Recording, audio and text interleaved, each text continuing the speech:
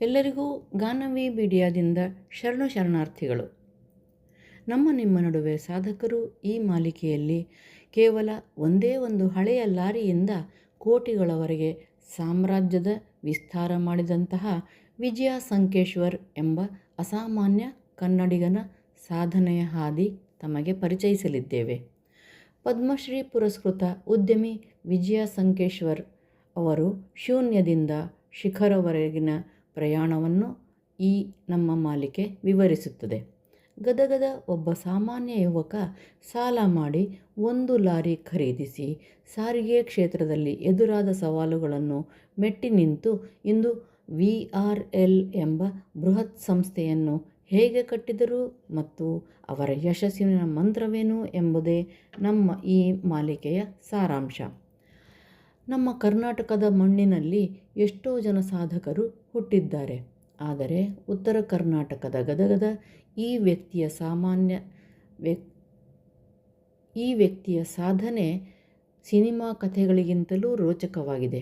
ಇಂದು ನಾವು ರಸ್ತೆಯಲ್ಲಿ ಹೋಗುವಾಗ ಹತ್ತಾರು VRL ಲಾರಿ ಅಥವಾ ಬಸ್ಗಳನ್ನು ನೋಡಿಯೇ ಇರುತ್ತೇವೆ. ಆದರೆ ಈ VRL ಎಂಬ 3 ಅಕ್ಷರದ ಹಿಂದೆ ಒಬ್ಬ ಮನುಷ್ಯನ 50 ವರ್ಷಗಳ ಕಠಿಣ ಪರಿಶ್ರಮ ಹಾಗೂ ಪಟ್ಟ ಅವಮಾನ ಮತ್ತು ಅಚಲವಾದ ಛಲವಿದೆ. ಇಂದು ಅವರು ಕುಳಿತಲ್ಲೇ ಸೆಕೆಂಡಿಗೆ ಸಾವಿರಾರು, ಗಂಟೆಗೆ ಕೋಟ್ಯಾಂತರ ರೂಪಾಯಿ ವ್ಯವಹಾರ ನಡೆಸುತ್ತಿರಬಹುದು. ಆದರೆ ಈ ಸಾಮ್ರಾಜ್ಯ ಶುರುವಾಗಿದ್ದು ಕೇವಲ ಒಂದೇ ಒಂದು ಹಳೆಯ ಲಾರಿಯಿಂದ. ಕುಲಕಸುಬು ಬಿಟ್ಟು ಲಾರಿ ಹಿಡಿದ ಸಾಹಸ ಹೇಳುತ್ತೇವೆ.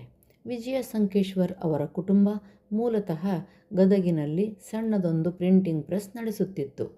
ಮನೆಯಲ್ಲಿ ಎಲ್ಲರೂ ಅದೇ ಕೆಲಸದಲ್ಲಿ ತೊಡಗಿದ್ದರು. ಆದರೆ 19ನೇ ವಯಸ್ಸಿನ ಯುವಕ ವಿಜಯ ಅವರಿಗೆ ಏನಾದರೂ ಹೊಸದನ್ನು ಮಾಡಬೇಕು ಎಂಬ ಹಂಬಲವಿತ್ತು.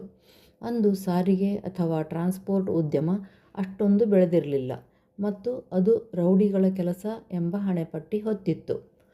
ಮನೆಯವರ ತೀವ್ರ ವಿರೋಧದ ನಡುವೆಯೂ ವಿಜಯ ಅವರು 1976ರಲ್ಲಿ ಸಾಲ ಮಾಡಿ ಒಂದು ಹಳೆಯ ಲಾರಿಯನ್ನು ಖರೀದಿಸಿದರು.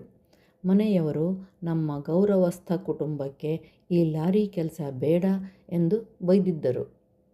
ಆದರೆ ವಿಜಯ ಅವರು ತಮ್ಮ ನಿರ್ಧಾರದಿಂದ ಹಿಂದೆ ಸರಿಯಲಿಲ್ಲ. ಟ್ರಾನ್ಸ್ಪೋರ್ಟ್ ಲೋಕದ ಕ್ರಾಂತಿ ಹೇಗಾಯಿತು ನೋಡೋಣ.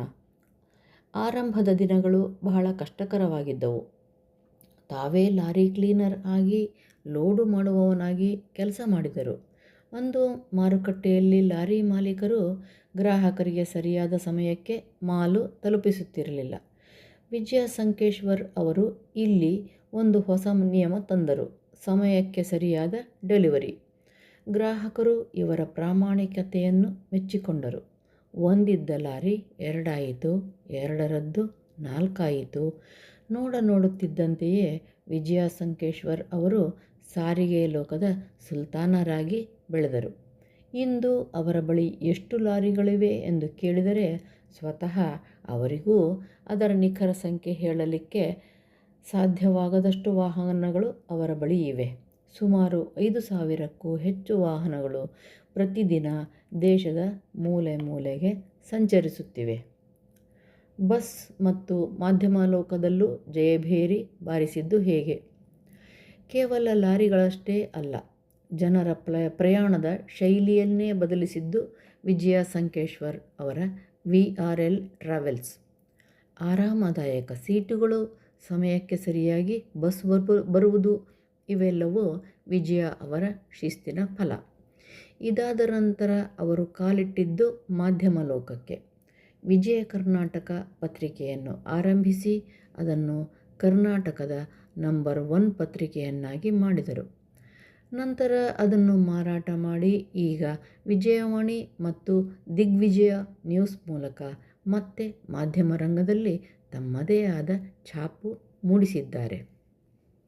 ಇಷ್ಟೆಲ್ಲ ಕೆಲಸ ಮಾಡುವಾಗ ಅವರು ಒಂದೇ ಒಂದು ಕ್ಷಣವೂ ವಿಶ್ರಮಿಸಿಲ್ಲ. ಸಂಕೇಶ್ವರ್ ಅವರ ಯಶಸ್ಸಿನ ರಹಸ್ಯವೇನು ನೋಡೋಣ. ವಿಜಯ ಸಂಕೇಶ್ವರ್ ಅವರ ಬದುಕನ್ನು ಹತ್ತಿರದಿಂದ ನೋಡಿದರೆ ನಮಗೆ ಕೆಲವು ವಿಷಯಗಳು ಸ್ಪಷ್ಟವಾಗುತ್ತವೆ. ಏನೆಂದರೆ ರಿಸ್ಕ್ ತೆಗೆದುಕೊಳ್ಳುವ ಗುಣ. ಲಾರಿ ಉದ್ಯಮಕ್ಕೆ ಇಳಿಯುವುದು ಅಂದು ದೊಡ್ಡ ರಿಸ್ಕ್ ಆಗಿತ್ತು. ಆದರೆ ಅವರು ಹೆದರಲಿಲ್ಲ. ಇನ್ನೊಂದು ಸಮಯ ಪಾಲನೆ. ಟೈಮ್ ಈಸ್ ಮನಿ ಎಂಬ ಮಾತನ್ನು ಅವರು ಅಕ್ಷರಶಃ ಪಾಲಿಸುತ್ತಾರೆ. ಇನ್ನೊಂದು ಗುಣ ಸರಳತೆ. ಸಾವಿರಾರು ರೂಪಾಯಿ, ಕೋಟಿ ಕೋಟಿ ರೂಪಾಯಿಗಳ ಒಡೆಯನಾದರೂ ಇಂದಿಗೂ ಅವರು ಒಬ್ಬ ಸಾಮಾನ್ಯ ವ್ಯಕ್ತಿಯಂತೆ ಸರಳವಾಗಿ ಜೀವಿಸಿದ್ದಾರೆ. ಸ್ಥಳೀಯರಿಗೆ ಉದ್ಯೋಗ. ಅವರ ಸಂಸ್ಥೆಯಲ್ಲಿ ಸಾವಿರಾರು ಕನ್ನಡಿಗರಿಗೆ ಕೆಲಸ ನೀಡಿದ್ದಾರೆ. ಸಾಮಾನ್ಯರಿಗೆ ಇವರೇ ದೊಡ್ಡ ಇನ್ಸ್ಪಿರೇಷನ್. ಇಂದು ನಾವು ಸಣ್ಣ ಸೋಲು ಬಂದರೂ ಕೈ ಚೆಲ್ಲಿ ಕುಳಿತು ಬಿಡುತ್ತೇವೆ. ಆದರೆ ವಿಜಯ ಸಂಕೇಶ್ವರ್ ಅವರು ಸಾಲದ ಸುಳಿಗೆ ಸಿಲುಕಿದಾಗಲೂ ಮತ್ತು ಜನರು ಅವಮಾನಿಸಿದಾಗಲೂ ಎದೆಗುಂದಲಿಲ್ಲ. ಕೇವಲ ಒಂದು ಲಾರಿ ಇಟ್ಟುಕೊಂಡಿದ್ದ ವ್ಯಕ್ತಿ ಇಂದು ಏರ್ಲೈನ್ಸ್ ಉದ್ಯಮದ ಬಗ್ಗೆಯೂ ಯೋಚಿಸುವಷ್ಟು ಎತ್ತರಕ್ಕೆ ಬೆಳೆದಿದ್ದಾರೆ ಎಂದರೆ ಅದು ಅವರ ಹಗಲಿರುಳಿನ ಶ್ರಮದ ಫಲ.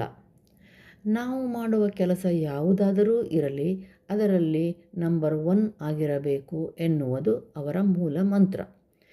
ಇಂದು ಅವರಿಗೆ ಭಾರತ ಸರ್ಕಾರ ಪದ್ಮಶ್ರೀ ನೀಡಿ ಗೌರವಿಸಿದೆ. ಇದು ನಾವು ಪ್ರತಿಯೊಬ್ಬ ಕನ್ನಡಿಗರೂ ಹೆಮ್ಮೆ ಪಡುವ ವಿಷಯ. ಸತ್ಯಶಂಕರ್ ಅವರ ರೋಲ್ಸ್ ರಾಯ್ ಪ್ರಯಾಣ ನಮಗೆ ಸ್ಫೂರ್ತಿ ನೀಡಿದರೆ, ವಿಜಯ ಸಂಕೇಶ್ವರ್ ಅವರ ಈ ಬೃಹತ್ ಸಾಮ್ರಾಜ್ಯದ ಕಥೆ ನಮಗೆ ಛಲ ಕಲಿಸುತ್ತದೆ. ಒಬ್ಬ ಸಾಮಾನ್ಯ ಗದಗದ ಯುವಕ ದೇಶವೇ ತಿರುಗಿ ನೋಡುವಂತಹ ಉದ್ಯಮ ಕಟ್ಟಬಹುದೇ ಎಂದರೆ ನಮಗೇಕೆ ಸಾಧ್ಯವಿಲ್ಲ? ಸಾಲ ಮಾಡಿ ಲಾರಿ ತಂದಾಗ ಅವರು ಪಟ್ಟ ಕಷ್ಟಗಳು ಇಂದು ಅವರಿಗೆ ಕೋಟಿ ಕೋಟಿ ಆದಾಯ ತಂದುಕೊಡುತ್ತಿವೆ. ಬದುಕಿನಲ್ಲಿ ಗೆಲ್ಲಬೇಕಾದರೆ ಹಣಕ್ಕಿಂತ ಹೆಚ್ಚಾಗಿ ಆತ್ಮವಿಶ್ವಾಸ ಬೇಕು ಎಂಬುದಕ್ಕೆ ವಿಜಯ ಸಂಕೇಶ್ವರ್ ಅವರೇ ಜೀವಂತ ಸಾಕ್ಷಿ. ಅವರ ಜೀವನದ ಬಗ್ಗೆ ಈಗಾಗಲೇ ವಿಜಯಾನಂದ ಎಂಬ ಸಿನಿಮಾ ಕೂಡ ಬಂದಿದೆ. ಅದು ಪ್ರತಿಯೊಬ್ಬ ಯುವಕರೂ ನೋಡಲೇಬೇಕಾದಂತಹ ಸಿನಿಮಾ. ಹಸಿರು ಲಾರಿಗಳ ಮೇಲೆ VRL ಎಂದು ನೋಡಿದಾಗಲೆಲ್ಲ ನಮಗೆ ನೆನಪಾಗುವುದು ಒಬ್ಬ ವ್ಯಕ್ತಿಯ ಅಸಾಮಾನ್ಯ ಜಯದ ಕಥೆ. ಇಂತಹ ವ್ಯಕ್ತಿಗಳು ನಮ್ಮ ಕರ್ನಾಟಕದಲ್ಲಿ ನೂರಾರು ವರ್ಷ ಸುಖವಾಗಿ ಬಾಳಲಿ ಎಂದು ಮನತುಂಬಿ ನಾವೆಲ್ಲರೂ ಹಾರೈಸೋಣ.